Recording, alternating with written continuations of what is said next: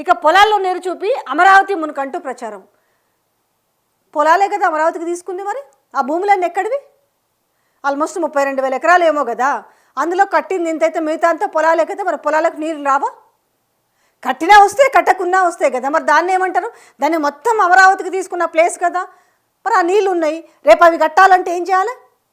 ఖచ్చితంగా నీళ్ళన్నిటి తోడిపోయాలి కదా, ఆ నీళ్ళని తోడిపోయాలంటే ఎంతకాలం పట్టాలి? అసలు వాస్తవం అది. కానీ ఇదేంటి, అరే రేపు జనాలందరూ కూడా దీన్ని నమ్మేస్తారేమో, ఆల్రెడీ నమ్మేస్తారేమో అయింది. భూములు ఇచ్చిన వాళ్ళకి తెలియదా? 32,000 ఎకరాల భూమిని అమరావతి కోసం ఇచ్చిన రైతులకు తెలియదా?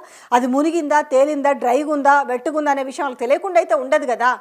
కానీ ఇక్కడ అయినా సరే అబ్బిబ్బి అట్లా కాదు కదా, మనం మాత్రం ఇప్పుడు మనం చెప్పిందే జనాలు నమ్మాలి. ఎందుకంటే మనకంటూ వండి వార్చే ఒక మీడియా, వండి వార్చే ఒక పత్రికలు ఉన్నాయి కదా, దాన్ని ఎట్లయినా సరే ఇంకా 4 ఏళ్ళు అవే మనము దాన్ని లాగ్ చేసి చేసి చేసి మనం రాసినవే నిజము, ఎదుటోడు నిజాలు చెప్తే అబ్బెబ్బే అవి నిజాలు కావు.